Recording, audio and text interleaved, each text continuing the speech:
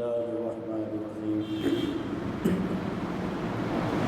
الذين آتيناهم الكتاب يعرفونه كما يعرفون أبناءهم صدق الله العظيم وصدق رسوله النبي الكريم ونحن على ذلك من الشاهدين والشاكرين الحمد لله رب العالمين.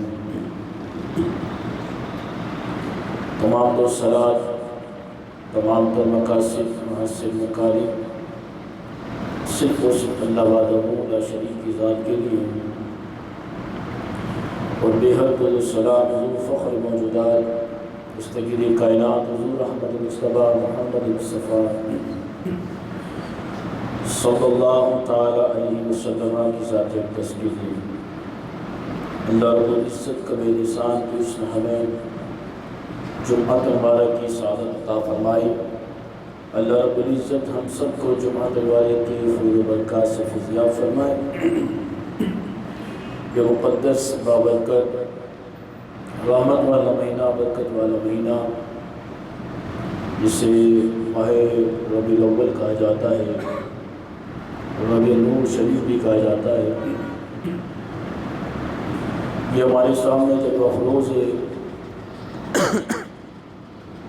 اللہ رب العزت اس پیارے مقدس بابرکت مہینے کا صدقہ ہم غلاموں کو عطا فرمائے. نبی کریم رؤوف الرحیم صلی اللہ تعالی وسلم کی سیرت پاک اور آقا کریم علیہ السلام کی حیات طیبہ کا جب ہم مطالعہ کرتے ہیں تو اللہ کے رسول صلی اللہ تعالی وسلم 12 ربیع الاول شریف کو عرش سے فرش پر جلوہ افروز ہوئے. آقا کریم علیہ السلام کا اس کائنات انسانیت میں جلوہ افروز ہونا ہی سب سے بڑا معجزہ ہے. امام ربانی مجدد پاک شیخ السرہندی رضی اللہ تعالی عنہ ارشاد فرماتے ہیں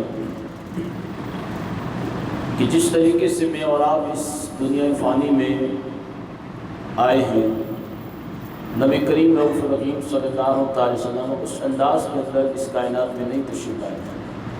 حضور نبی کریم علیہ السلام کا آنا ہی سب سے بالکل الگ اور مختلف ہے. یہ مختصر جامع الفاظوں کے اندر سمجھانے کے لیے، آپ کی ذہن سازی کرنے کے لیے یہ بات بتا دی گئی کہ جس طریقے سے میں اور آپ اس دنیا میں آئے، ہر کس میرے آقا رؤوف الرحیم صلی اللہ تعالی وسلم اس طریقے سے اس کائنات انسانیت کو تشریف لے کر نہیں آئے. نبی کریم رؤوف الرحیم صلی اللہ تعالی وسلم کی والدہ ماجدہ حضرت سیدہ طیبہ طاہرہ سیدہ آمنہ رضی اللہ تعالی عنہ فرماتی ہیں کہ نبی کریم رؤوف الرحیم صلی اللہ تعالی وسلم جب آپ کی شکم پاک میں تشریف لے کر آئے تو فرمایا کہ میرا گھر روزانہ معطر ہو جاتا. فرمایا مجھے نہ عطر کی ضرورت ہوتی نہ خوشبو کو ضرورت ہوتی.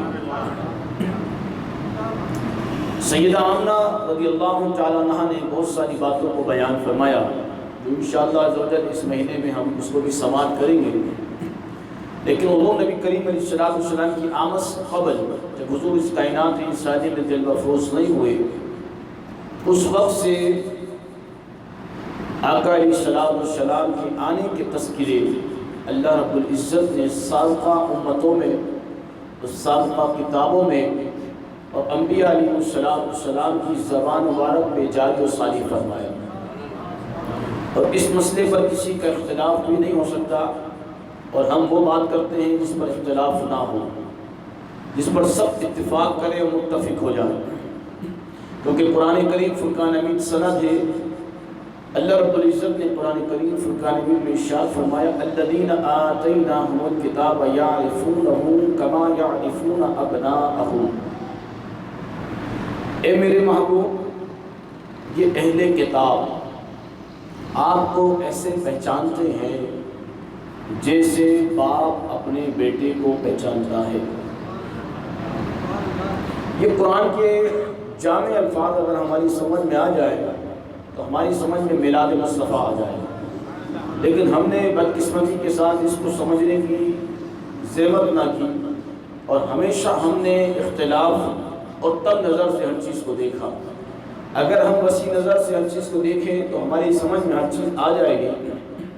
اور فی زمانہ جو وقت چل رہا ہے، جو دور چل رہا ہے، وہ تمام مسالک اور تمام فرقوں کے لیے ایک پیغام ہے کہ تمام مسالک کے لوگ ان تمام چیزوں کو بھلا کر حضور نبی کریم علیہ السلام کے جھنڈے تلے جمع ہو، کیونکہ اس وقت کفار کو تکلیف کسی اور چیز سے نہیں ہے، کفار کو تکلیف بھی ذات مصطفیٰ سے ہے۔ اس قوم کے اندر اور اس امت میں آقا علیہ السلام کی عظمت اور شان کو اس انداز کے اندر بیان کیا جائے کہ یہ امت پھر سے گنبد خضرا کی طرف لوٹ آئے۔ جو گنبد خضرا سے دور جا رہے ہیں، یہ امت پھر گنبد خضرا کی طرف آئے، اور اس امت کو معلوم چلے کہ ذریعہ نجات اور ترقیوں کی منزل اگر مل سکتی ہے وہ دہلی سے مصطفیٰ سے مل سکتی ہے۔ تو ذات محترم یہ اسی صورت میں ہوگا جب ہم اپنے نبی سے محبت کریں گے، اپنے نبی سے پیار کریں گے۔ اور محبت اور پیار اور عداوت کبھی بھی پوشیدہ نہیں رہتی ہے، محبت بھی ظاہر ہوتی ہے اور عداوت بھی ظاہر ہوتی ہے۔ بندہ جس سے محبت کرتا ہے اس کا ذکر کثرت سے کرتا ہے، اور جب بندہ جس سے بغض رکھتا ہے تو اس کی ہر چیز میں خامیاں تلاش کرتا ہے، اس کے بارے میں ہر چیز میں سوالات پیدا کرتا ہے کہ یہ کیسے ہوا تھا، یہ کیسے ہو سکتا ہے، یہ کیوں ہوا تھا۔ خدا تعالیٰ یہ بغض کی علامتیں ظاہر ہوتی ہیں۔ جب آپ کسی سے بغض رکھیں تو اس کی ہر اچھی بات بھی آپ کو بری لگے گی، لیکن جب آپ کسی سے محبت کریں تو اس کی ہر بری بات بھی آپ کو اچھی لگے گی۔ لیکن ہم ذات مصطفیٰ کی بات کر رہے ہیں کہ جہاں پر معاذ اللہ برائی کا تصور کرنا بھی کفر ہے، کفر کی طرف بندے کو لے جاتا ہے، وہاں تو ہمیشہ ہی خوبیاں اور اچھائیاں ہی نظر آئیں گی۔ وہاں اللہ رب العزت نے ہر عیب کو، ہر نقص کو اور ہر چیز کو دور فرمایا ہے۔ حالات اگر تنگ نظر ہونا بھی یہ عیب ہے جو ذات مصطفیٰ میں پایا نہیں جاتا۔ میرے آقا کی بہت وسیع نظر ہے، میرے آقا کو اللہ رب العزت نے بہت وسیع قلب عطا فرمایا ہے، وسعت قلبی عطا فرمائی، وسعت نظر عطا فرمائی ہے۔ تو حضرات محترم ہم نے ان تمام چیزوں پر غور کرنا ہے اور اختلافات کی دنیا سے نکل کر اپنے محبوب کی تعریف اور اپنے محبوب کی عظمت کو بیان کرنا ہے۔ ہر چیز میں سوالات اچھے نہیں لگتے، اور اس ذات پر سوال جس پر تمام سوالات ختم ہو جاتے ہیں کہ کیوں بنایا۔ حضرت اگر یہ تو پہلے ہی سوال ہو گئے کہ یا رسول اللہ آپ کو کب بنایا، حضرت اگر کیوں بنایا، کس لیے بنایا، اس کا ہر چیز کا جواب میرے رب نے قرآن میں بیان فرما دیا۔ حضرت اگر قرآن نے یہاں تک بیان فرما دیا کہ میرے محبوب تمہیں کائنات میں ہر انسان کو نعمتیں دی ہیں، اور نعمتیں دینے والا رب کعبہ ہے، لیکن فرمایا خالق کائنات نے ان پر احسان نہیں جتایا کہ ہم نے تمہیں آنکھ دی ہے، فیس دیا ہے، ناک دی ہے، ماں باپ دیے ہیں، رزق دیا ہے، دل دیا ہے، زندگی دی ہے، زمین دی، آسمان دیا۔ فرما محبوب پورے قرآن کا مطالعہ اپنے غلاموں سے فرماؤ کہ کرو۔ حالات کا کر، لیکن کہیں بھی یہ نہیں ملے گا کہ تمہیں زندگی دے کے میرے رب نے احسان جتایا ہو۔ لیکن رب کعبہ نے قرآن کریم فرقان حمید میں ارشاد فرمایا کہ لقد من اللہ علی المؤمنین، مومنوں ہم نے تم پر احسان کیا ہے، ہم نے تمہیں اپنا محبوب عطا کیا ہے۔ بات اگر جس چیز کا احسان جتلایا جا رہا ہو تو سمجھ لینا چاہیے اس چیز کی اہمیت بہت زیادہ ہے، اس کی فضیلت زیادہ، اس کی عظمت زیادہ، اس کی شان زیادہ، اس کا مقام زیادہ، اس کا مرتبہ زیادہ ہے۔ اس ذات پر سوال نہیں ہوتے، ذات مصطفیٰ پر سوال نہیں ہوتے۔ حالات اگر سوالات لوگ کرتے ہیں تو لوگوں کے سوالات خلافت پر ہوتے ہیں، لوگوں کے سوالات مملکت پر ہوتے ہیں، جمہوریت پر ہوتے ہیں، ہر چیز پر سوال ہو سکتا ہے۔ لیکن اگر مسلمان اپنے ہی نبی کی ذات پر سوالات کھڑے کر دے تو اللہ تعالیٰ پھر وہ مسلمان ہی نہیں رہتا، کیونکہ جب آپ نے کلمہ پڑھ لیا تو پھر اپنا کچھ بھی نہیں ہے، آپ غلام ہو گئے مصطفیٰ کریم علیہ السلام کے۔ اب آپ نے سے اپنے آقا کی تعریف کو بیان کرنا ہے کہ سب سے اولیٰ و اعلیٰ ہمارا نبی، اپنے مولا کا پیارا ہمارا نبی، کون دیتا ہے دینے کو منہ چاہیے، دینے والا ہے سچا ہمارا نبی۔ کیا پتا کتنے تارے کھلے چھپ گئے ورنہ ڈوبے نہ ڈوبا ہمارا نبی۔ یہ ایک امتی کی خاصیت ہوتی ہے، یہ امتی کا خاصہ ہے، یہ امتی کی پہچان ہے۔ امتی کی بات کر رہا ہوں، اللہ اگر ابھی میں بریلوی کی، دیوبندی کی، شیعہ کی، اس کی بات ہی نہیں کر رہا۔ امتی ہو، ہاں جی ہم امتی ہیں، تو امتی ہونے کے ناطے سے اللہ اگر آپ پر ضروری ہے، آپ پر فرض ہے، فرض عین ہے کہ آپ اپنے نبی کی عظمت کو بیان کریں، اپنے نبی کی شان کو بیان کریں، برملا بیان کریں۔ حالانکہ اگر جب دیگر مذاہب کے لوگ اپنے عقیدے کو نہیں چھپاتے، اگر عیسائی ہوتا ہے وہ سلیب لگا کر بتاتا ہے میں کرسچن ہوں، میں عیسائی ہوں، تو اگر ہم سے یہ بھی نہیں ہو سکے کہ ہم نعرہ پاک لگا کر بتائیں کہ سر پر رکھنے کو مل جائے جو نعرہ پاک حضور، پھر کہیں گے تاجدار ہم بھی ہیں۔ اگر یہ سب سوچنے کی باتیں ہوتی ہیں، بندہ غور کرے، فکر کرے کہ ہم اپنے نبی سے محبت کرتے ہیں۔ اگر بندہ کہے گا ان چیزوں کی ضرورت نہیں ہوتی، میں نے کہا انہی چیزوں کی ضرورت ہوتی ہے جس سے بندے کی پہچان ہوتی ہے۔ اگر ان چیزوں کی ضرورت نہیں ہوتی تو چہرے پہ داڑھی ضروری نہیں ہوتی، سر پر عمامہ ضروری نہیں ہوتا، اگر اسلامی لباس ضروری نہیں ہوتا، پھر تو یہود و نصارہ کی کلچر میں چل رہا ہوتا ہے۔ ایک منفرد پہچان ہونی چاہیے، ایک آپ کی الگ پہچان ہونی چاہیے، جو دیکھے وہ کہے کہ حضور کا غلام ہے، یہ حضور سے محبت کرنے والا ہے۔ یہ وہی لوگ ہیں جو میلاد منانے والے ہیں، یہ وہی لوگ ہیں جو رب کی نعمتوں کا شکر کرنے والے ہیں، یہ وہی لوگ ہیں جو اپنے نبی کی آمد کا جشن مناتے ہیں، اپنے نبی کی آمد پر شکرانے کی نماز پڑھتے ہیں، مٹھائیاں تقسیم کرتے ہیں۔ انہیں اپنے نبی کی آمد پر آنے کی بہت خوشی ہے، اور کیوں نہ ہو، کیونکہ اللہ رب العزت نے خود اس قرآن کریم فرقان حمید میں خوشی منانے کا بیان فرما وَعَمَّا بِنِعْمَةِ رَبِّكَ فَحَدِّثْ، جب تمہیں کوئی نعمت ملے تو اس نعمت کا چرچا کیا کرو۔ آج تمام مسالک کے لوگوں سے پوچھا جائے کہ جی نعمتوں کے اندر کائنات میں سب سے بڑی نعمت کون سی ہے، ہر شخص یہی کہے گا، ہر مولوی کہے گا، مفتی کہے گا، پیر کہے گا، کائنات میں سب سے بڑی نعمت مصطفیٰ کریم علیہ السلام کی ذات گرامی ہے۔ جب مصطفیٰ سب سے بڑی نعمت ہے تو اس نعمت کے آنے پر ہم نے چرچا کرنا ہے، اگر جھنڈے لگانے ہیں، لائٹیں لگانی ہیں، یہ سب محبت کے تقاضے ہوتے ہیں۔ اب اللہ رب العزت نے اس محبت کے تقاضوں کو حضرت محترم صرف مکے کی گلیوں اور مدینے کی گلیوں تک محدود نہیں کیا، کیونکہ آج یہ سوال کون اٹھتا ہے کہ بھائی مکے میں حضرت ابوبکر صدیق کے دور میں نہیں ہوا، فاروق اعظم کے دور میں نہیں ہوا، عثمان غنی کے دور میں نہیں ہوا، مولا کائنات کے دور میں نہیں ہوا۔ میں نے کہا آپ صدیق اکبر کے دور سے کب چلے بھائی؟ آپ صدیق اکبر کے دور سے نہ چلیں، آپ تو بہت بعد کے دور سے چلے، میں تو آپ کو اس سے پہلے کے دور سے لے کر چلتا ہوں، آپ کو اس سے پہلے کے دور سے لے کر چلتا ہوں۔ آپ کو صدیق اکبر کی دور کی بات کرتے ہیں، صدیق اکبر سے پہلے دور کس کا تھا؟ اگر آپ یہ دیکھیں کہ حضرت عیسیٰ علیہ السلام حضور کی آمد سے پہلے تشریف لے کر آئے، اور حضرت عیسیٰ علیہ السلام نے جاتے جاتے اس امت کو فرمایا کہ لوگوں میں تمہیں ایک خوشخبری دے رہا ہوں، میں تمہیں اونچا بولیے خوشخبری دے رہا ہوں۔ کس چیز کی؟ فرمایا میرے بعد خوشخبری کیا ہے؟ میرے بعد ایک نبی آئے گا۔ اب یہ خوشخبری ہے نا، میلاد کیا ہے؟ میلاد خوشخبری ہے نا۔ تو حضرت عیسیٰ نے آپ صدیق اکبر کی بات کہاں لے کر آ گئے، فاروق اعظم کی بات؟ پہلے آپ حضرت عیسیٰ سے بات شروع کریں نا۔ حضرت عیسیٰ نے فرمایا میں تمہیں خوشخبری دے رہا ہوں کہ میرے بعد ایک نبی آئے گا۔ فرمایا نبی تو آئے گا، اس کا نام کیا ہوگا؟ فرمایا اس کا نام احمد ہوگا، آسمانوں پر نام احمد ہوگا اور زمین پر نام محمد ہوگا۔ یہ کیا ہے؟ یہ میلاد ہے نا، حضور کے قصیدے پڑھنا میلاد ہی تو ہے نا۔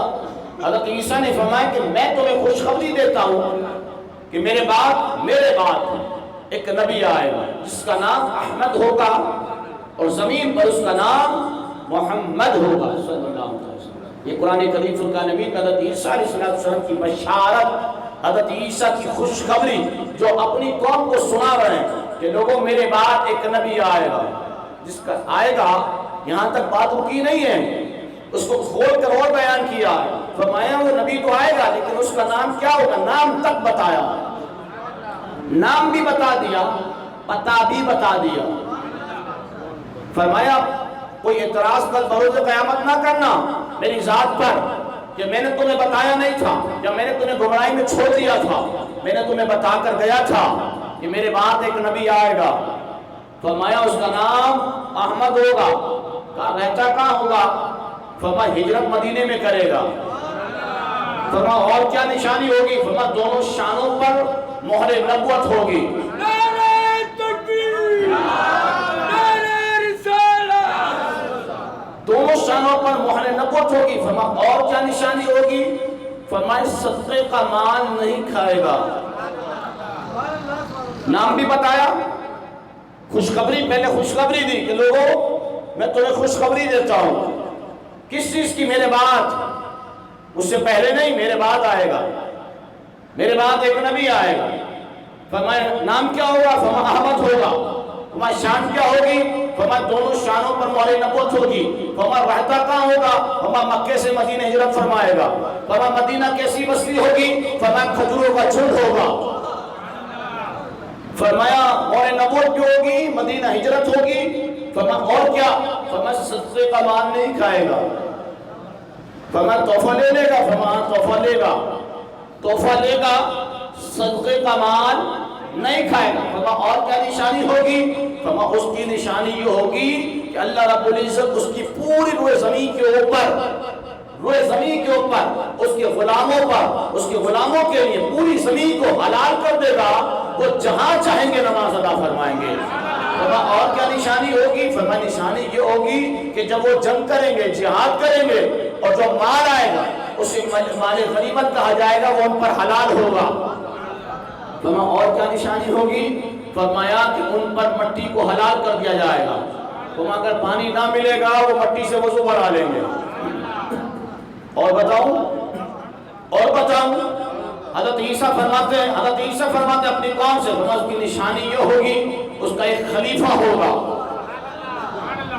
اس کا نام صدیق ہوگا، اس کا لقب صدیق ہوگا. فرمایا وہ قریش سے ہوگا. فرمایا اور بتاؤں؟ فرمایا ہاں. فرمایا جب وہ خلیفہ ملے نا تو اس کے پیٹ پر دل کا نشان ہوگا. الذین آتیناہم الکتاب یعرفونہ کما یعرفون ابناءہم. یہ آپ کو ایسے آپ کو تو پہچانتے ہیں، یہ آپ کے غلاموں کو پہچانتے ہیں. حضرت عیسیٰ نے فرمایا کہ میرے بعد ایک نبی آئے گا. ابھی حضرت عیسیٰ علیہ السلام نشانیاں بتا رہے ہیں. اب چلیں، جب مسلمانوں نے مکے سے مدینہ شریف ہجرت کرنے والے تھے، مکے کے مظالم بڑھ گئے تھے، تو لوگ حبشہ گئے جسے ایتھوپیا کہا جاتا ہے. دیگر جگہوں پہ لوگوں نے جب ہجرت فرمائی تو ہرقل بادشاہ تھا. حضرت ابو سفیان اس وقت تو ایمان نہیں لائے تھے. بادشاہ وقت نے بلایا، فرمایا کہ مسلمانوں نے آ کر پناہ لیے اور یہ توحید کا دعویٰ کرتے ہیں. ابو سفیان پیچھے گئے اور تعاقب کرنے کے لیے کہ انہیں سزا دلوائی جائے. بادشاہ کے سامنے کھڑا ہوا. بادشاہ نے کہا ان کے قبیلے سے کوئی ہے؟ فرمایا ہاں. ابو سفیان آئے جو ان کے بہت قریب ہیں، قبیلے سے نہیں لیکن ان کے بہت قریب ہیں. کس کے؟ حضور علیہ السلام کی. بلایا بادشاہ اور اپنے تمام حوالیوں کو بٹھایا، انجیل پڑھنے والوں کو سب کو بٹھا دیا. فرمایا میں جو سوال کروں تم نے دیکھنا ہے ان کو جواب صحیح دیتے ہیں نہیں، اور جواب صحیح نہ دیں تو سخت سزا ملے گی. فرمایا ٹھیک ہے. ابو سفیان فرماتے ہیں مجھ سے بادشاہ نے سوال پوچھا، جو اعلان نبوت جس نبی نے کیا ہے مجھے سب سے پہلے یہ بتاؤ اس کا نسب کیا ہے؟ اس کا نسب کیا ہے؟ ابو سفیان فرماتے ہیں اگر مجھے اس کا ڈر نہ ہوتا تو میں جھوٹ بھی کہہ سکتا تھا، لیکن میں نے وہاں پر سچ بتایا. وہ نبی جو نبوت کا دعویٰ کرتے ہیں نا ان کا نسب بہت اعلیٰ ہے. تو نبی کی شان یہ بھی ہے کہ نبی جس خاندان میں آئے گا اس کا نسب اعلیٰ ہوگا، اس کا خاندان اعلیٰ ہوگا. میرے آقا نے خود ارشاد فرمایا کہ اللہ رب العزت نے مخلوقات کو بنایا، ان مخلوقات میں سے اولاد ابراہیم اولاد اسماعیل کو بنایا، اولاد اسماعیل سے بنو کنانہ کو بنایا، بنو کنانہ سے بنو قریش کو بنایا، قریش سے بنو ہاشم کو بنایا، ہاشم سے مجھے بنایا. فرمایا میں نسب کے اعتبار سے بھی اعلیٰ ہوں، میں حسب کے اعتبار سے بھی اعلیٰ ہوں، میں خاندان کے اعتبار سے بھی اعلیٰ ہوں. ہرقل بادشاہ نے کہا بتاؤ اس کا نسب کیسا ہے؟ ابو سفیان نے فرمایا وہ نسب کے اعتبار سے اعلیٰ ہے، وہ نسب کے اعتبار سے اعلیٰ ہے. بادشاہ نے اپنے حوالیوں کی طرف دیکھا، کہا ٹھیک ہے کیونکہ جو نبی ہوتا ہے اس کا نسب اعلیٰ ہوتا ہے. بادشاہ کا دوسرا سوال، فرمایا جب سے اعلان نبوت کیا ہے اور جو لوگ اسلام میں داخل ہو رہے ہیں ان کی تعداد کم ہو رہی ہے یا بڑھ رہی ہے؟ یہ سوالات تھے. ان کی تعداد کم ہو رہی ہے یا بڑھ رہی ہے؟ ابو سفیان فرماتے میں جھوٹ کہہ سکتا تھا لیکن میں نے جھوٹ نہیں کہا، مجھے معلوم تھا ساتھ بیٹھے ہوئے ہیں. کہنے لگے نہیں ان کی تعداد بڑھ رہی ہے، کم نہیں ہو رہی. ہمارے سچے نبی کی دلیل ہی ہے، یہ سچے نبی کی بولیے دلیل یہ ہے کہ کم نہیں ہوں گے، بڑھیں گے. حضور کی امت کم نہیں ہوئی، بڑھ رہی ہے. حجۃ الوداع پر 1 لاکھ کم و بیش صحابہ تھے، لیکن آج میدان عرفات میں 25 لاکھ سے زائد حجاج کرام حج ادا کرتے ہیں. کم ہوئی یا بڑھی؟ یہ نبی کی دلیل ہے، نبی کی سچے ہونے کی دلیل ہے. آج مرزائیوں کو ہم سمجھانا چاہتے ہیں وہ جھوٹا ہے، کذاب ہے، لعنتی ہے. اس کے لوگ پڑھ نہیں رہے، کم ہو رہا ہے۔ جو لوگ اس کے بارے میں سنتا وہ توبہ کرتا ہے، لیکن میرے آقا کی شان یہ کہ اگر جو بھی سنتا تھا کہ اس نبی کی شان یہ ہے کہ وہ صدقے کا مال نہیں کھائے گا۔ حضرت سلمان فارسی فارس سے چل کر جب وہ کسی راہب کے پاس گئے، حضرت اگر آتش پرست تھے، آنکھ کی پوجا کرنے والے تھے، عیسائیوں کا گرجا جا رہا تھا کہ دیکھا بھائی عیسائیوں کی عبادت اچھی لگی، آپ اس میں شامل ہو گئے۔ جب راہب دنیا سے جانے لگا، حضرت سلمان فارسی نے کہا بتائیں میرے لیے کیا حکم ہے؟ میں اب تمہارے لیے حکم یہ ہے اس روئے زمین پر اب کوئی راہب نہیں ہے، میں اب اس نبی کا انتظار کرو، اس نبی کا۔ جب امام احمد رضا نے فرمایا جس سہانی گھڑی چمکا طیبہ کا چاند، جس سہانی گھڑی چمکا طیبہ کا چاند، فرمایا کہ اس نبی کے آنے کی گھڑیوں کا انتظار کرو۔ امام احمد رضا نے ایک اشعار جو لکھا ہے نا، بڑا ناپ توڑ کے لکھا ہے، فرمایا کہ جس سہانی گھڑی چمکا طیبہ، وہ گھڑیاں ہی عجیب ہیں، وہ ساعتیں ہی عجیب ہیں۔ بدقسمت ہے وہ شخص جو ان ساعتوں کو، ان گھڑیوں کو ضائع کر دیتا ہے، ان مبارک مقدس بابرکت دین کو ضائع کر دیتا ہے۔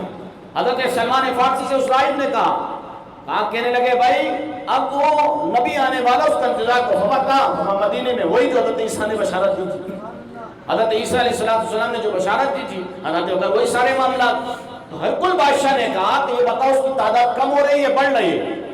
فرمایا بڑھ رہی ہے، فرمایا نبی کی دلیل ہے۔ بادشاہ نے کہا صدقہ لیتے ہیں؟ امتی کو پتہ ہی نہیں، وہ ابھی اسلام لائے نہیں، ان کو پہلے پتہ، وہ ساری ریسرچ کر کے بیٹھے۔ فرمایا صدقہ لیتے ہیں؟ فرمایا نہیں، صدقہ کا مال نہیں کھاتے۔ ہرقل نے کہا یہ وہی نبی ہے جس کی بشارت حضرت عیسیٰ علیہ السلام نے دی۔ حضرت محترم اب اندازہ لگا ہے کہ کس انداز کے اندر آقا علیہ السلام کے آنے کی خوشخبریاں اور بشارت اللہ رب العزت نے قرآن کریم فرقان حمید میں بیان فرمائی۔ آقا علیہ السلام مدینہ شریف کے اندر، اور مدینہ میں سارے یہود تھے، اور آپ کو معلوم ہے کہ جس ساتھ اور جس گھڑی حضور اس کائنات میں تشریف لے کر آئے نا، یہودی لوگ توریت کی تختیاں کھول کر روزانہ دیکھتے تھے۔ آج ہم قرآن کھول کر نہیں دیکھتے نا، اہل یہود اپنے توریت کی تختیاں کھول کر دیکھتے تھے اور حساب لگاتے تھے کہ اس نبی کے آنے کی کون سا وقت ہے، کون سی گھڑی ہے، کون سی ساعت ہے۔ ایک آسمان پر تارا تھا، اس کو سب نے لکھا ہے۔ حضرت محترم ان کی توریت میں لکھا تھا کہ وہ تارا جب نمودار ہوگا تو سمجھ لینا وہ نبی اس کائنات میں جلوہ افروز ہو گیا۔ اہل یہود اس تارے کی تلاش میں رہتے تھے، اور بہت ساری چیزیں ابھی بیان کرتا ہوں۔ اہل یہود اس تارے کی تلاش میں رہتے کہ وہ تارا کب طلوع ہوگا، وہ تارا کب نکلے گا۔ ایک روز ایک راہب، یعنی اتنی اس کو جستجو تھی، حضرت محترم یہاں تک آیا کہ جب حضرت موسیٰ علیہ السلام، حضرت عیسیٰ علیہ السلام جب جانے لگے اور جب آپ نے خطاب فرمایا تو ساری نشانیاں بتا دی تھی، تو بعض 1000 یا 10,000 کے قریب راہب مدینہ شریف کے اندر آ کر بس گئے تھے۔ یہ جو مدینہ کے اندر یہودی بسا کرتے تھے نا، اوس، خزرج، یہ سارے جو قبائل تھے، یہ انہی کے قبائل تھے، یہ آ کر بس گئے تھے، اور ان کو تلاش تھی وہ آخری نبی جو آئے گا وہ ہوگا کیسا، اس کو ہم نے پانا ہے۔ ان کی خواہش یہ تھی کہ یہ نبی بنی اسرائیل میں آتا، لیکن اللہ رب العزت کی منشا نبی جہاں چاہے، جب چاہے، جس وقت چاہے بھیج دے، تو حضور کو آخری نبی بنا کر اس کائنات میں بھیج دیا۔ آخری نبی بنا کر، آخری کا لفظ بھی میں نے اور آپ نے نہیں کرا ہے، حضرت اگر آخری کا لفظ میرے رب نے قرآن میں بیان کیا کہ میری منشا میں یہ آخری ہے۔ جب رب کی منشا میں آخری ہے تو قادیان کی زمین پر کیسے کوئی آ سکتا ہے؟ انگریز کو پیدا کرے کیسے مان لے؟ جو رب کا بندہ ہے وہ نبی کو آخری ہی مانے گا۔ تو اہل یہود اس تلاش میں رہتے، اس جستجو میں رہتے، وہ تارا کب نمودار ہوگا، وہ تارا کب نمودار۔ بہت سارے لوگ جو ہے نا ہجرت کر کے مدینے میں آ کر بس گئے، کیونکہ پڑھا تھا کہ اس کی ہجرت کی جگہ مدینہ ہوگی۔ آج جو ہے مکہ جانے کے بعد سوال پوچھتے مدینہ جانا ہے یا نہیں جانا، وہ مکے میں آ کر کیوں نہیں بسے؟ اس کو معلوم تھا اس کا آخری مسکن یہ جو آخری جگہ ہوگی یہ مدینہ ہوگا، مدینہ ہوگا۔ مدینہ شریف ماں کا بچ گئے، نبی کریم علیہ السلام کی پیشن گوئی یہاں تک کہ بیان ہوئی کہ وہ تارا نمودار ہوگا، وہ تارا چمکے گا۔ روزانہ توریت کی تختیاں کھول کر دیکھتے اور تارے کو تلاش کرتے، نہیں ابھی نہیں آیا، ابھی نہیں آیا۔ ہم تو صرف یکم ربیع الاول سے لائٹیں لگاتے ہیں، لوگوں کے پیٹ میں درد شروع ہو جاتے ہیں۔ وہ تو کئی ہزاروں سال سے حضور کی آمد کا انتظار کر رہے تھے۔ اور حضرت محترم حضرت ابو ایوب انصاری رضی اللہ تعالیٰ کی کاشان اقدس حضور کی اٹھنی جو ٹھہری نا، آپ کو معلوم ہے یہ کس بادشاہ کا گھر تھا؟ یہ اس بادشاہ نے خط لکھا تھا 1000 سال پہلے، 1000 سال حضرت ابو ایوب انصاری اسی کی نسل سے۔ فرمایا کہ جب جو یہ خط پڑھے اور اس نبی تک پہنچائے، اس نبی کو میرا سلام عرض کر دینا، جو اس کا زمانہ پا ہے۔ ہم کتنے خوش نصیب لوگ ہیں یار، ہم نے حضور کا زمانہ پا رہا ہے، حضور کا کلمہ پڑھا، اذانیں سنتے ہیں، اور حضور کی آمد کا ہم جشن مناتے ہوئے ہم اعتراض کر رہے ہیں کہ بھائی جشن کیوں منائیں؟ اہل یہود کا یہ حال تھا، وہ روزانہ توریت کی تختیاں کھول کر بیٹھ جاتے اور روزانہ توریت کو دیکھتے کہ اس نبی کی آمد کی یہ نشانیاں ہیں۔ حضرت محترم اب جب حضور کی آمد کا دن ہوا تو وہ تارا آج تک طلوع نہیں ہوا تھا جو توریت میں لکھا تھا، اور وہ روزانہ آسمان چیک کرتے تھے، روزانہ آسمان دیکھتے۔ لیکن آج جب حضور کی آمد ہوئی اور صبح صادق کا وقت شروع ہونے والا ہے، وہ تارا ایک دم نمودار ہوا۔ اب جب تارا نمودار ہوا تو رات کا وقت تھا نا بھائی، سو رہے تھے یا جاگ رہے تھے؟ یہودی چلایا او بولو نا، جاگ رہا تھا نا، جستجو تھی نا، وہ چلایا۔ اس نے تمام مدینے کے لوگوں کو، آس پاس کے لوگوں کو، شام جہاں وہ تارا نظر آیا سب کو جمع کیا۔ اس نے بولا اے یہود جمع ہو جاؤ۔ فما غضب ہو گیا، اس نے کہا غضب ہو گیا۔ کیا ہوا؟ فما وہ تارا نمودار ہو گیا، اور آج نبوت ہم میں سے چلی گئی، آج نبوت ہم میں گئی۔ فما پھر کیا ہوا؟ فرمایا وہ نبی یقیناً عبداللہ کے گھر میں آیا ہے، وہ عرب میں آیا ہے، وہ نبی عرب میں آیا، ہم عجمی ہیں۔ حضرت اکبر ہمیں اس سے سروکار نہیں، ہمیں تو صرف آمنہ کے لال کو دیکھنا ہے۔ حضرت اکبر رب عرب میں بھیجے نبی ہے، رب عجم میں بھیجے نبی ہے، ہم نے کلمہ پڑھنا ہے، ہم نے یہود کے طرز عمل پہ نہیں چلنا۔ اب حضرت اکبر یہود پریشان ہو گئے، اب پریشان ہو گئے نا جناب حضرت عبد المطلب۔ حضرت محترم آپ جو ہے کعبے کے متولی ہیں، لوگ مشرک کہتے ہیں، قرآن تو کہتا مشرک کعبے کے قریب نہ آئے۔ میرے آقا کے دادا جان جو کعبے کے متولی ہیں، اور نہیں سمجھے میری بات، قرآن کہتا ہے کعبے کے قریب مشرک پلید نہ آئے۔ جناب عبد المطلب صرف کعبے کے قریب نہیں آتے، ہم متولی ہیں، چابیاں آپ کے پاس ہیں، آپ خاندان بنو ہاشم سے ہیں، آپ کا خاندان اس وقت عرب کے اندر سب سے اعلیٰ تھا، عرفہ تھا، بلند تھا۔ حضرت اکبر آپ کا قد، حضرت جناب عبد المطلب کا جو قد مبارک تھا، جتنے بھی لوگ عرب کے لوگ تھے سب آپ کے آگے چھوٹے لگتے تھے، آپ کا قد مبارک بہت بلند تھا۔ حضرت اکبر وہ دکھنے میں لگتا تھا، اور یہی میرے آقا کا خاصہ۔ صحابہ فرماتے جب حضور چلتے تھے، حضور کا چلنا، فرما آپ کیا سمجھتے ہیں کوئی بڑے قد والا کیا حضور سے اونچا نظر آتا تھا؟ نا، فرما جتنے بھی بڑے قد والا آ جائے، یہ حضور کا خاصہ تھا، سب حضور سے چھوٹے نظر آتے تھے۔ یہ وہ باتیں کر رہا ہوں جو جامع ترمذی میں، شمائل ترمذی میں حضور کا پورا نقشہ امام ترمذی لے کر آئے، حضور کا قد مبارک اور حضور کا چلنا مبارک۔ میری بات سمجھ میں آ گئی آپ کے؟ حضرت عبد المطلب کعبے کے متولی ہیں، نور محمدی ابھی بنی ہاشم سے عبد المطلب میں آیا۔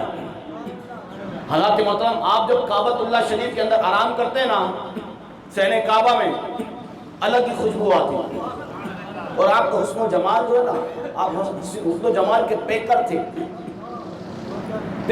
بولو نا۔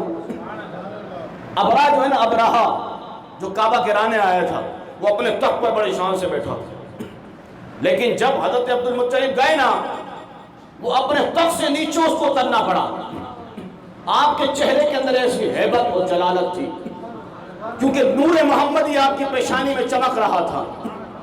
یہ حضور کے آنے کے پہلے قصیدے جو علماء نے بیان کیے ہیں، حضرت جناب عبد المطلب رضی اللہ تعالیٰ کی ہیبت، آپ کی جلالت، وہ نیچے اترنا پڑا. وہ نیچے بیٹھا، بولو، وہ بادشاہ تھا، ناپاک عزائم لے کر آیا تھا. رب قرآن کریم فرقان حمید میں سورہ فیل میں اللہ رب العزت میں فرمایا الم تر کیف فعل ربک باصحاب الفیل. رب کعبہ نے اس کا رب قرآن میں بیان فرمایا، اور وہ کتنا ظالم و جابر بادشاہ تھا کہ وہ کعبہ گرانے آ گیا. لیکن جناب عبد المطلب کو دیکھا، وہ تخت پر نہیں بیٹھا، وہ نیچے اتر آیا. فرمایا کہ آپ کے چہرے کے اندر مجھے ایک عجیب ہی چیز نظر آ رہی ہے. وہ نور محمدی تھا نا. آقا علیہ السلام حضرت محترم اس کائنات انسانی میں جلوہ افروز ہوئے. اب اہل یہود نشانیاں تلاش کر رہے ہیں. اب ان کو معلوم ہو گیا کہ حضور کی ولادت ہو گئی. جب حضور کی ولادت ہوئی، تمام اہل یہود جمع ہو کر کاشانہ آمنہ رضی اللہ تعالیٰ جو مکہ شریف کے اندر جو آج لائبریری بنا دی، تمام اہل یہود جمع ہو کر آئے. فرمایا کہ آج جو خوبصورت حسن و جمال کا منبع مصدر وجہ تخلیق کائنات جو آج آپ کے گھر میں جلوہ افروز ہو گیا، ہمیں اس کا دیدار کرواؤ. کیونکہ اب وہ تارا دیکھ لیے نا، آپ کنفرم کرنا ہے. کیا کرنا ہے؟ اب اہل یہود کو کنفرم کرنا ہے. گھر بیٹھے نہیں، اب پریشانی شروع ہو گئی ہے، اور آج تک پریشانی ہے. کبھی قادیان سے نیا نبی پیدا کرتے ہیں، کبھی پاکستان کے اندر اپنی پروڈکٹ بنا کر وزیر اعظم بٹھا دیتے ہیں. میری بات مانی، آج تک اہل یہود کو پریشانی اس دن سے پریشانی تھی. مفتی احمد یار خان نعیمی نے کبھی ایسے نہیں فرمایا. آپ نے فرمایا نثار تیری چہل پہل پر ہزاروں عید ربیع الاول سوائے ابلیس کے. روئے تو ابلیس بھی تھا نا، ساتوں آسمان تک جاتا تھا. جب حضور کی ولادت ہوئی، دروازے بند، چراغ جل رہا تھا جو کئی سو سال سے جل رہا تھا. نہ تیل ڈلتا تھا، نہ کوئی اور معاملات ہو، وہ جل ہی رہا تھا. لوگ اس کی پوجا کرتے تھے. صبح صادق کے وقت چراغ بجھ گیا. میری بات سمجھ رہی ہے نا؟ یہ حضور کی آمد کے واقعات کے اندر سب نے لکھا. اور ہم اگر اختلافات کی طرف جائیں گے تو امام محمد رضا سے آپ کا اختلاف ہوگا، اشرف علی تھانوی سے میرا اختلاف ہوگا.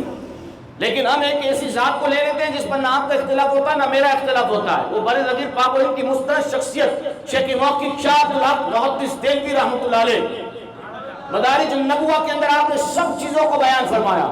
جب شیخ موقف بیان کر رہے ہیں تو آپ بھی آ جائیں اور میں بھی آ جاتا ہوں. جو شیخ موقف کہتے ہیں میں بھی مانتا ہوں، آپ بھی مانیں. امت کو اختلاف سے نکالے نا. امت کو اختلاف میں کیوں ڈالا ہوا؟ کیوں آپ ناراض ہو کر بیٹھے ہیں؟ کوئی مسئلہ نہیں ہے. آج آپ کا بھی دل کرتا ہے میلاد منانے کا. آج آپ خود ہی بیان کرتے ہیں کہ جب میں مدینہ شریف گیا اور میں نے حضور کی بارگاہ میں لاکھوں سلام بھیجے. میں تو نہیں کہہ رہا، نہیں تو آپ کے مسلک کا مولوی ہے. میں تو فرقہ واریت پہ لعنت بھیجتا ہوں، کیونکہ فرقہ واریت کا وقت ہی نہیں ہے. یہ مسالک کو تقسیم کرنے کا، امت کو تقسیم کرنے کا وقت ہی نہیں. امت کو ایک ہونے کا وقت ہے. آپ ہی کے مولوی نے کہا کہ جب میں مدینہ شریف گیا میں نے لاکھوں سلام بھیجے، اور خود ہی جواب دیتے. آپ کو پتہ میں نے لاکھوں سلام کیسے بھیجے؟ کیونکہ امام احمد رضا کا جو کلام مصطفیٰ جان رحمت پہ لاکھوں سلام، تو میں اس سے پہلے بھی حاضر ہوا. یہ مولوی صاحب کہہ رہے ہیں میں اس سے پہلے بھی حاضر ہوا، لیکن مجھے اس انداز میں مزہ نہیں آیا سلام بھیجنے کا جس انداز کے اندر اس دفعہ آیا. اس دفعہ آیا. آپ کا بھی جی چاہتا ہے، میں معلوم ہے آپ کا بھی جی چاہتا ہے. اب تو آپ کے بچے بھی آپ کہ سب لائٹیں لگاتے ہیں، ابو جی آپ کیوں نہیں لگاتے؟ کوئی مسئلہ نہیں، آپ آئیں، آ کر اس مسئلے پر اتفاق کر لیں کہ یہ جشن ولادت ہے، یہ کسی ملا کی من گھڑت چیز نہیں ہے، یہ حضور کی آمد کا جشن ہے. آپ آئیے. میں 100 سال کے فتاوے آپ کو نہیں دکھاتا، میں 200 سال کے فتاوے آپ کو نہیں دکھاتا. ہم چلتے 500 سال پہلے، ہم چلتے 1000 سال پہلے. 1000 سال پہلے کے علماء کے فتاوے میں آپ کے سامنے رکھ دیتا ہوں. فتح القدیر کا ریفرنس میں آپ کو دے دیتا ہوں کہ یہی مسئلہ جب پوچھا گیا مفتیان کرام سے کہ ہم نے جب دیکھا مدینہ شریف کے اندر لوگ جا رہے ہیں اور لوگ جب مدینہ شریف کی حدود شروع ہوتی ہے اپنی جوتیوں کو پاؤں سے جدا کر دیتے ہیں اور پیدل پیدل حدود مدینہ کے اندر داخل ہوتے ہیں. آیا اس کا ثبوت قرآن و حدیث سے ہے؟ یہ سوال پوچھنے والوں نے پوچھا. یہ فتح القدیر کے اندر مسئلہ ہے. آپ آئیے اس مسئلے کو پڑھیے.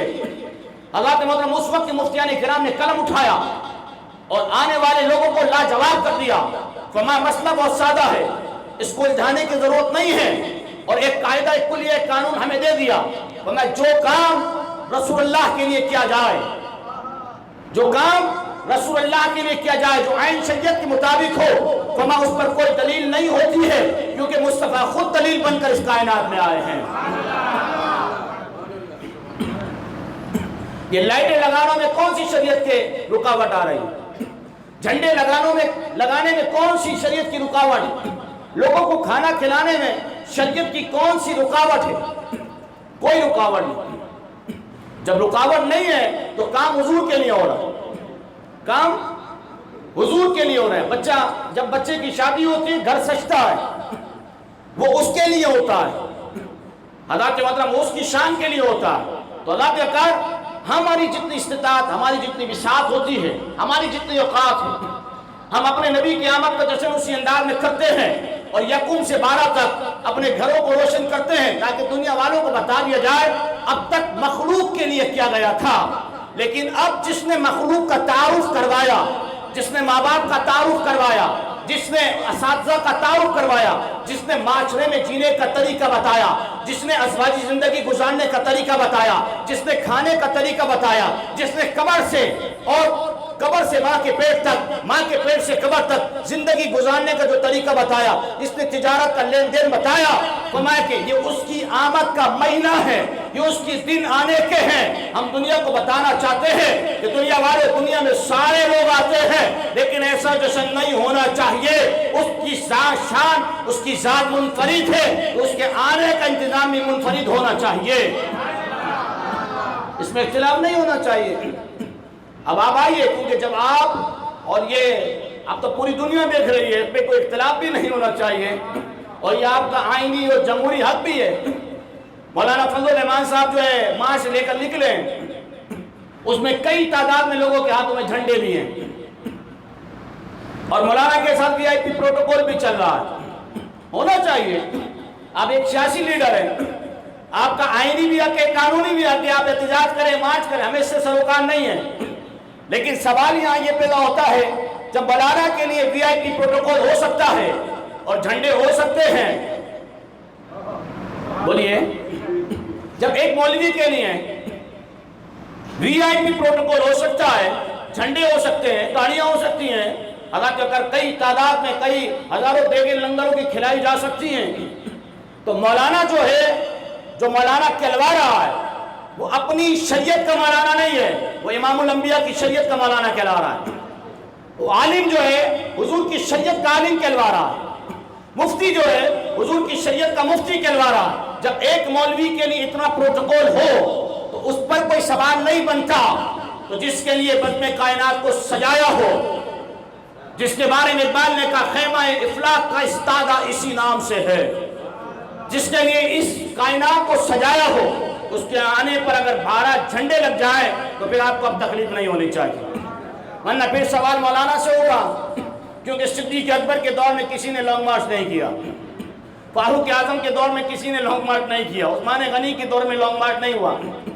بھائی وہ تو سیاست ہے. میں نے کہا سیاست دین سے جدا نہیں ہے, سیاست بھی دین کا حصہ ہے. اگر سیاست دین سے الگ ہے تو پھر صدیق اکبر نے 2 سال کیا خدمات کی تھی, فاروق اعظم نے 10 سال کیا خدمات کی تھی, عثمان غنی نے 12 سال کیا خدمات کی تھی, مولا کائنات نے 6 سال کچھ ماہ کیا خدمات کی تھی, امام حسن نے 6 ماہ کیا خدمات کی تھی, کیا خدمات کی تھی. پھر دین کی خدمت نہیں تھی, صرف سیاست تھی. تو اللہ پاک کہ آپ کا آئینی بھی حق ہے, قانونی بھی حق ہے. جب آپ نکلے تو آپ کے لیے پروٹوکول ہوتا ہے, ریلی کی شکل میں آپ کو لے جایا جاتا ہے. کیوں لے جایا جاتا ہے, ریلی کی شکل میں کیوں جایا جاتا ہے؟ آپ تو سینیٹ اور اسمبلی کے ممبر بھی رہے, آپ اکیلے بھی جا سکتے ہیں, آپ اکیلے بھی مذاکرات کر سکتے ہیں. آپ پریشر دینا چاہتے ہیں, آپ لوگوں کو بتانا چاہتے ہیں میں اکیلا نہیں ہوں, میرے ساتھ پوری فوج ہے. تو اللہ تعالیٰ اسی طریقے سے غلامان مصطفیٰ جشن ولادت منا کر یہ کفار کو بتانا چاہتے ہیں مصطفیٰ کریم علیہ السلام کی آمد کا جشن کوئی اور نہیں مناتا، بلکہ پاکستان کیا پوری دنیا کے اندر جتنے بھی مسلمان ہیں وہ اپنے نبی کی آمد کا جشن اس لیے مناتے ہیں کہ تاکہ دنیا والوں کو بتا دیں کہ ہم اس نبی کے ماننے والے ہیں کہ جس کا نبی زندہ ہے۔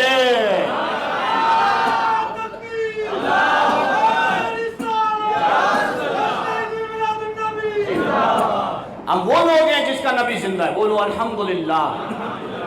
نبی مردہ نہیں ہے، اس پر بھی ہم بے شمار دلائل حیات النبی بھی دے سکتے ہیں، میرا نبی زندہ ہے، اور جو کہے نبی مردہ ہے وہ کہیں اور جائے، کیونکہ قرآن کریم فرقان حمید نے حیات النبی پر، حضور کی حیات النبی پہ کلام کیا ہے۔ اب آئیے اہل یور حضور کی بارگاہ میں آئے، کہنے لگے آپ کی شریعت میں زنا کی سزا کیا ہے؟ میرے آقا نے فرمایا بھائی زنا کی سزا جو حضور نے بیان فرمائی سنسار کر دیا جائے، یہ تو عام آدمی ظلم کر رہا ہے۔ حضور نے فرمایا یہ تو توریت میں بھی ہے، کہا توریت میں کہاں ہے؟ توریت لائی گئی۔ اب جو سنسار کی سزا کے لفظ تھے وہاں پر انہوں نے رکھ لی انگلی، میری بات سمجھ میں آ رہی ہے، اور پڑھنا شروع کیا۔ حضور مسکرائے، حضور نے فرمایا انگلی ہٹاؤ، وہ سزا توریت میں۔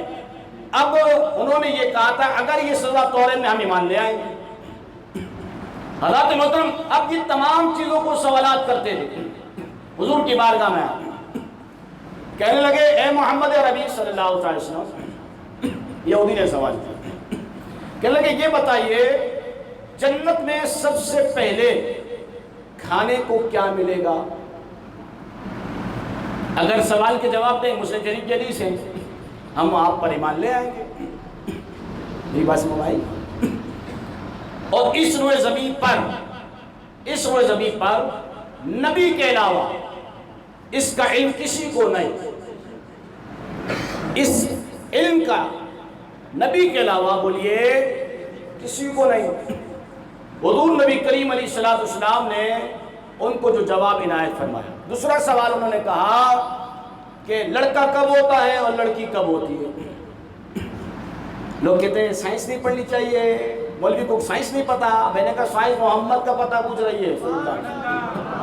آج کے ڈاکٹر سے پوچھا جائے کہ لڑکے کی ولادت اور لڑکی کی ولادت کے معاملات کیا ہیں، یہ ان کے لیے کہ لڑکی پیدا ہو جائے، عورت کو کوستے ہیں، جبکہ عورت کو کوئی قصور نہیں ہے۔ میں نے کہا نا حضور کی سیرت پڑھو، حضور کی شان پڑھو۔ یہ یہودی سوال پوچھتے ہیں بتائیں لڑکا کب ہوتا ہے لڑکی کب ہوتی ہے، اس کی وجوہات کیا ہیں؟ حضور فرماتے تھے بھائی یہ سوال کیسا ہے، یہ سوال کیسا ہے، کیونکہ میں تو نبی بنا کے بھیجا گیا ہوں، میرا یہ کام ہی نہیں ہے کلمہ پڑھو مسلمان ہو جاؤ۔ حضور نے ان سوالات کے جواب ارشاد فرمائے۔ دوسرے سوال کا جواب میں آپ کو نہیں دے رہا، وہ آپ ڈاکٹر سے جا کے پوچھئے گا، مسلم شریف پڑھ لیجئے گا، ٹھیک ہے؟ بند لفظوں میں یوں سمجھ لیجئے کہ جب لڑکا لڑکی پر آ جائے غالب تو فرمایا کہ لڑکا ہوگا، اور جب وہ غالب آ جائے تو فرمایا لڑکی ہوگی۔ تو عورت کا قصور ہی نہیں ہے۔ حضور نے فرمایا نا عورت کو کیوں ستاتے ہو، عورت پہ کیوں ظلم کرتے ہو، عورت پہ کیوں زیادتی کرتے ہو؟ حضور نے فرمایا جنت میں سب سے پہلے مچھلی کی کلیجی پیش کی جائے گی۔ بولیے، وہ ایک دم دنگ رہ گئے اور کہنے لگے اے محمد عربی آپ اللہ کے سچے نبی ہیں لیکن ہم کلمہ نہیں پڑھیں گے۔ میری بات سمجھی؟ ہم نہیں مانیں گے۔ حضرات محترم اس طریقے کے بہت سارے واقعات حضور کی آمد سے قبل یہودی لوگ جو ہے حضور کے قصیدے پڑھتے تھے۔ حضرت قصی آقا علیہ السلام کے جد امجد میں آتے ہیں، حضرت قصی آقا علیہ السلام کے جد امجد میں جمعہ مبارک جسے یوم العربہ کہا جاتا ہے، یہ جمعہ بعد میں پڑھا، آج کے دن حضرت قصی تمام لوگوں کو جمع کرتے ہیں۔ جمع کرنے کے بعد کیا کہتے ہیں؟ فرمائے لوگوں اللہ رب العزت نے ہماری ہی نسل سے بولو نا ایک نبی آئے، اس کی شان یہ ہوگی، اس کا مقام یہ ہوگا، اس کا مرتبہ یہ ہوگا۔ حضرت قصی رضی اللہ تعالیٰ عنہ حضور کے جد امجد میں آتے ہیں، میری بات سمائی، اور بہت پہلے کے ہیں۔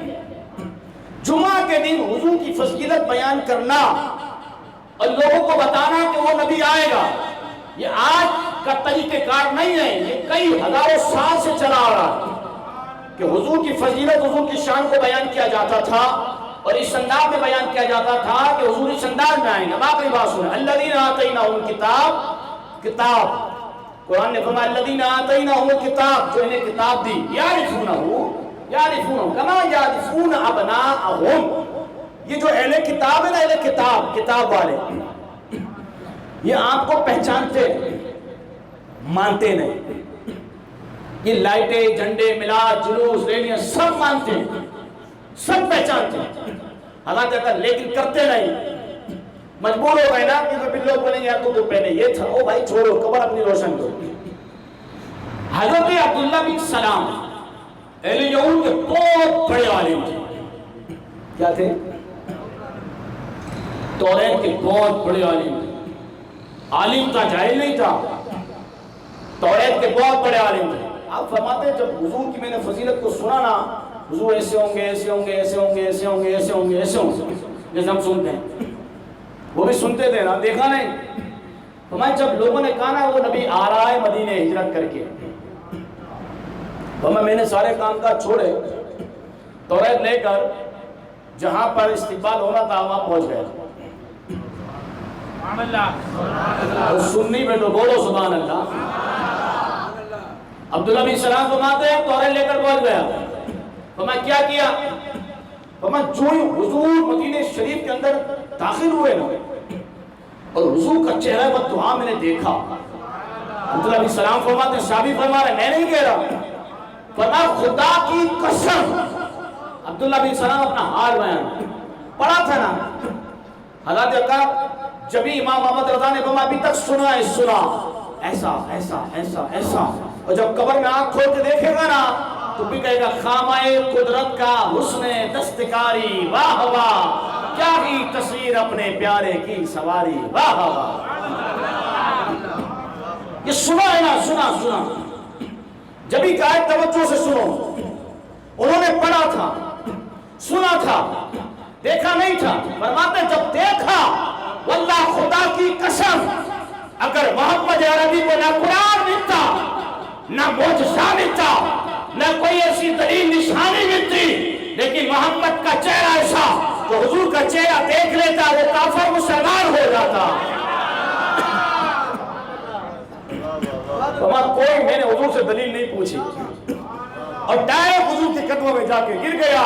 فرمایا یا رسول اللہ جو میں نے توریت کی تختیوں میں پڑھا ہے، آپ کا اٹھنا توریت میں، آپ کا بیٹھنا توریت میں، آپ کا چلنا توریت میں، آپ کا چہرہ بددعا توریت میں، آپ کی زلفیں توریت میں، آپ کا سواری سوکھنا توریت میں، سواری پہ بیٹھنا توریت میں، خلیفہ کا ذکر توریت میں، وما کر ساری نشانیاں میں نے آپ کے اندر پائی ہے۔ عبداللہ بن سلام نے فرمایا لوگوں سنو، یہ کسی جھوٹے کا چہرہ نہیں ہے، یہ سچے کا چہرہ ہے۔ مدینے سے آواز آنے لگے طلع البدر علینا، طلع البدر علینا،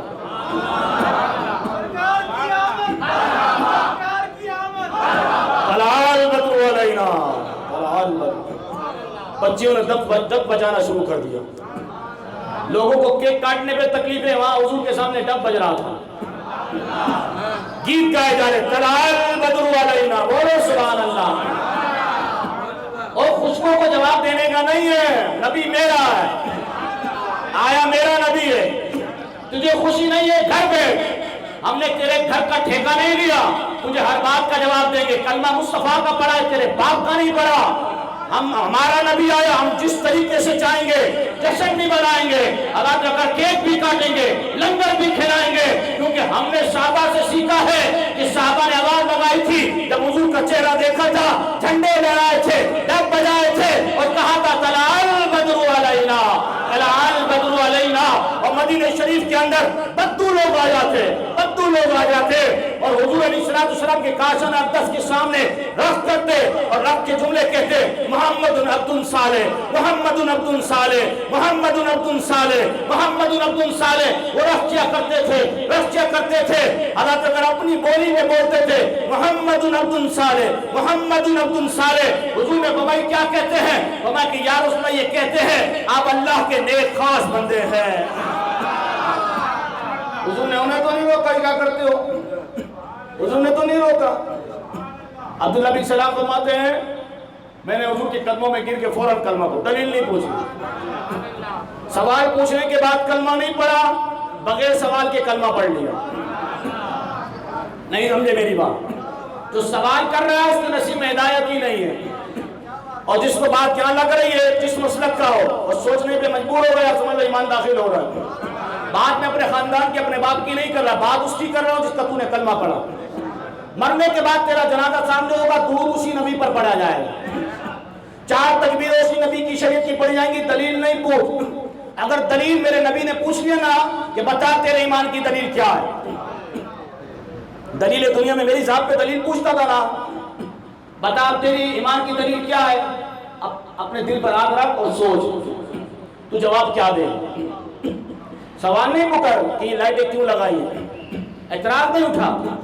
حضرت محترم عبداللہ بن سلام تشریف فرما، امیر المومنین فاروق اعظم الذین آتیناہم الکتاب یعرفونہ کما یعرفون ابناءہم، حضرت عمر نے تلاوت کی۔